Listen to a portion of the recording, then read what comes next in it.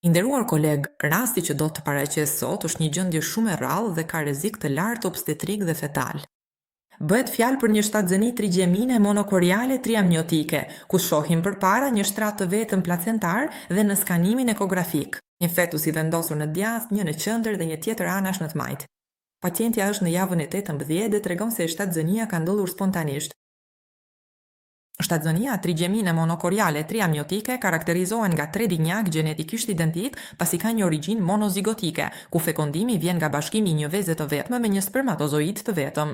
Dhe zigoti në veçanti ndahet midis ditës së 4 të 8 pas konceptimit, duke krijuar kështu një shtrat të vetëm placentar, por qise amniotike që janë të ndara.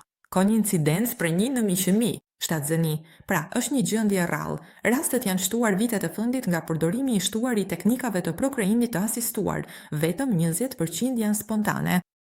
Në veçanti, ndër shtatzënitë e regjimit përbën vetëm 1% totalit. Ka një rrezik të lartë obstetrik dhe komplikacione të lidhura me monokorialitetin, në fakt. Placenta është e vetme dhe e përbashkët për fetuset, duke u karakterizuar nga anastomoza vaskulare. Kjo ndikon në prognozën e menaxhimit të rastit, ndërsa te binjakët duhet vlerësuar brenda periudhës së 3 mujorit të parë. Korioniciteti vlerësohet nëpërmjet ekografisë, duke parë vendosjen e membranës amniotike në shtratin placentar me 2 shenja të quajtura T dhe U. Shenja T të shtatzënit monokoriale është vendosja në kënd të drejtë e membranës amniotike në nivelin e shtratit placentar. Shenja te binjakët bikorial ka pamjen e një këndit prert ku futet indi placentar. Vlerësohet numri placentave dhe trashësia e membranës, shpesh e hodh dhe vështirësisht e dukshme. Kjo ndodh rrallë te monokorialët dhe më shpesh te shtatzënit bikoriale. Pastaj vlerësojmë amionicitetin, pra numrin e qeseve, dhe në fund etiketimi i tyre. Binjakët duke i dalluar si binjaku A dhe B për t'i identifikuar. Jo vetëm t'i dallojmë, po edhe t'na mundësoj orientimin tonë. Në ekzaminimet e mëvonshme ekografike, etiketimi kryhet sipas raportit të binjakut me qafën e mitrës. Në këtë rast, shohim në një placentë anteriore hyrjen e membranave amniotike me pamjen tipike të shenjës T dhe mungesën e shenjës. Membranat janë të holla të lira lundruese. I shohim 3 dallueshme, njëra pas tjetrës në imazhet që kalojnë, ashtu si edhe mes tingushve të fetusve. Njëri ndodhet poshtë në pozicion cefalik në të djathtën e nënës, njëri në të majtë në pozicion të pathëm dhe tjetri sipër në pozicion cefalik. Duke vëzhguar marrëdhënien e fetusit të parë poshtë në pozicion cefalik në të djathtë, shohim që në fakt është i pari që lidhet me qafën e mitrës dhe është pikërisht binjaku i parë. Shtatzënit e shëndfishta vështirësohen nga numri lartë i fetuseve, që shkakton lindjet parakohshme. Trinjakët lindin parakohe në pothuajse 90% të rasteve, nën 32 javë në ditë 80% dhe nën 28 javë në 15-25% të tyre. Rreziqet obstetrike përfshin preeklamsin, diabetin gestacional dhe hemorragjin pas lindjes, shtohen edhe rreziqet e monokorialitetit nga placenta e përbashkët. E fetuset e shumta, si trinjakët, shpesh kanë ndarje të pabarabartë dhe anastomoza placentare asimetrike. Monokorialiteti mbart rreziqe si 15-20% sindrom transfuzioni feto-fetal me një dhurues dhe një marrës. Dhuruesi ka fshikës të padukshme e pak lëng amniotik, ndërsa marrësi polidramnios e fshikës të zmëdhuar. 100% preken nga TAPS, anemi apo policitemi, me transferim kronik e të ngadalë gjaku. Nga dhuruesit e marrësi, një gjendje spontane, por shumë më shpesh ndodh si një ndërlikim pas lazer për TTT dhe SSTR. TRAPI, gjendje rrallë te binjakët, ndodh në 90% të rasteve. Është sekuencë e qarkullimit të përmbysur të gjakut nga një binjak pomp te tjetri akardik, me malformacione që merr gjakun përmes anastomozës vaskulare. Vonesa selektive në rritje ndodh në 2-5-35% të rasteve dhe ka incidencë të lartë te binjakët monokorial, pasuar vetëm nga lindja e parakohshme. Ndodh që tek njëri nga fetuset, duke marrë një rrjevje më të vogël nga shtrati placentar, pra duke pasur akses në një pjesë më të vogël të shtratit placentar, për shkak të kësaj ndarje të pabarabartë. Te binjakët, njëri mund të ketë rritje të ngadaltë, mund të shfaqen anomali kardiake e cerebrale, ose vdekje e një fetusi në 50% të rasteve, nga që ekuilibri harmodinamik me dëmtime hipoksike të tjetri, ndërsa në 20-30% të rasteve mund të vdesin të 2 fetuset. Ky është klasifikimi i stadjeve të komplikimeve monokoriale TTTS nga stadi 1 në 5. Fillon me mospërputhje të lëngut amniotik, vijon me mosvizualizimin e fshikëzës së dhurvesit, ndryshime të fluksit, hidropsi fetale dhe vdekjen e fetuseve. Për TAPS, diagnoza bazohet të shpejtësia maksimale sistolike e arterjes cerebrale të mesme. Kjo shpejtësi rritet mbi 1.5 herë medianën të dhuruesi anemik dhe ulet në një shumëfish të medianës të marsi policitemik, me përkeqësim progresiv sipas fazave. Terapi me një fetus normal e një kardiak dhe vështirësia selektive sipas kriterit Delphi, ku pesha fetale është nën percentilin e 3, ose me 2 nga 4 kriteret. Peshë fetale ose abdomen nën percentilin e 10, indeksi arterjes umbilikale mbi percentilin e 95, ose mos përputhje peshash mbi 25%. Dallojmë tipin 1, 2 dhe 3.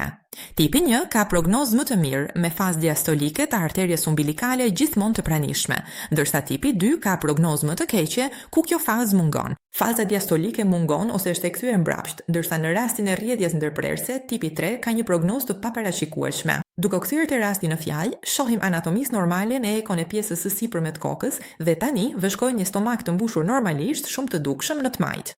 Po ashtu, në të majt ndodhet zemra, me një pozicion të saktë, normal, anatomi normale kardiake, aksi i gjatë në të majt. Pam 3 bazat normale, 4 doma normale, mbushje normale, 3 bazat e trakes, prirja në të djathtë dhe një shenjë V në të majt të trakes. Duke kaluar më tej te vlerësimi i matjeve biometrike, shohim se ka një ekstremitet cefalik dhe diametër biparietal dhe perimetër të kokës brenda normës, po ashtu edhe barku përputhet me javët e amenores. Më pas, matet edhe gjatësia e femurit, e cila është gjithashtu normala. Rritja përputhet në mënyrë të përsosur me javët, duke treguar mungesën e një vonese të vërtet selektive të rritjes për fetusin e parë. Pamja e fshikëzës së stomakut është normale dhe lëngu amniotik duket aktualisht i rregullt. Duke kaluar më pas te fetusi i dytë, i cili ndodhet në anën e majtë të nënës, me kokën të pozicionuar lart dhe pranë në prezantim tërthor, shohim anatomisë normale të kokës. Pak më parë, pam atë që ishte fosa kranike posteriore, pra një trur i vogël dhe cisterna magna normale.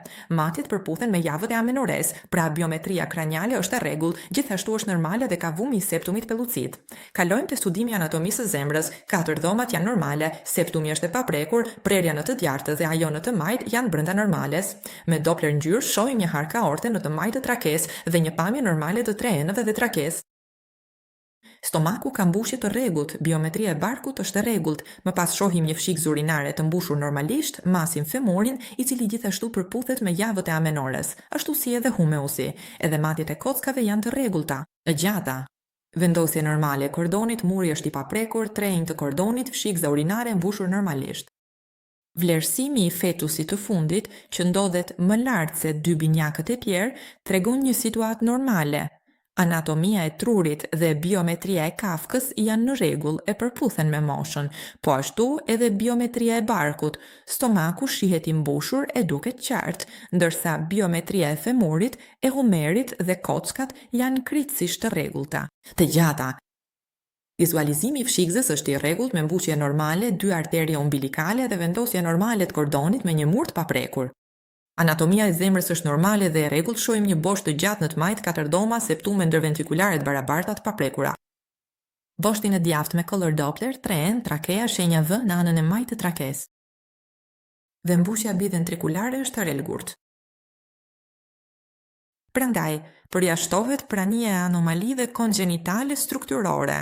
Përjashtohen edhe rastet e TTS-s, sepse pam lëng amniotik normal, xhepa të rregullt, stomak dhe fshikës urinare për të 3 fetuset, duke përjashtuar komplikacionet, përfshirë vonesën në rritje selektive.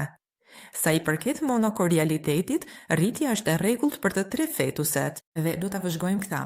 Le të shohim në fakt. Kartelat biometrike të fetusit parë poshtë gjartas, pastaj tati poshtë majtas dhe në fund fetusit lart. Rritja përputet në mënyrë të përsosur me javën e shtatzenisë dhe mos përputhja në rritje është vetëm 2%. Pas TTS se vonesës selektive, përjashtojmë TAPS-ën përmes Dopplerit në arterien cerebrale të mesme dhe umbilikale për të 3 fetuset, të cilët paraqiten plotësisht brenda normales.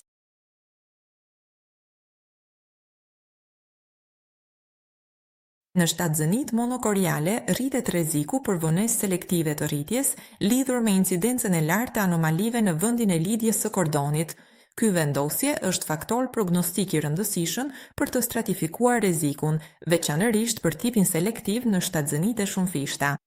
Duhen vlerësuar dy aspekte: pozicioni i kordonit dhe distanca mes tyre. Te vendndovja, lidhjet anormale, si ajo velamentoze, ku kordoni lidhet në membrana e jo në placent, ose ajo marginale në skaj, mund të ulen qarkullimin duke rrezikuar fetusin me vonesë të rritjes selektive. Distanca e afërt, pra lidhjet nën 4 cm larg njëra tjetrës, shoqërohen me rrezik më të lartë për çekuilibra imunodinamik e anastomoza të çekuilibruara arteriale e venoze. Kjo rrit rrezikun për vonesë rritjeje dhe të. Kontrolluam vendet e lidhjes së kordonit. I pari ka lidhje marginale dhe i dyti lidhje paracentrale. Janë larg, ndaj jemi me kujdes optimist për rrezikun e TTS-s dhe dëmtimin selektiv të rritjes. Menaxhimi ngjason me shtatzënit monokoriale. Në 3 mujorin e parë përcaktohet numri fetuseve, placenta dhe bëhet screeningu për anomalit. Në javën e 16 kryhet një kontroll çdo 2 javë.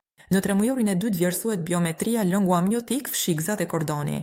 Gjatë javëve 20-22 kryhet screeningu me ekografi transvaginale për cervikometrin dhe vasa previa, ndërsa në javën 20-21 bëhet kardiografia fetale për rrezikun e anomalive kardiake te binjakët me placent të përbashkët. Në 3 mujorin e tretë, ekografitë bëhen çdo 2 javë për rritjen dhe lëngun. Konsulta neonatologjike para lindjes është thelbësore, edhe pa komplikacione. Lindja rekomandohet në javën 32 me prerje cezariane me një qendër me terapi intensive neonatale.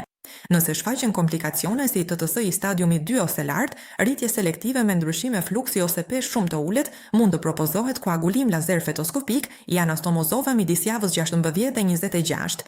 Nëse një fetus është i malformuar, mund të propozohet ndërhyrje sipas ligjit 194 të vitit 1978. Fekticid selektiv me klempim kordoni pas konsulencës multidisciplinare. Duhet bërë canzoning, sepse në rreth çerekun e rasteve ndodh humbja e shtatzënisë.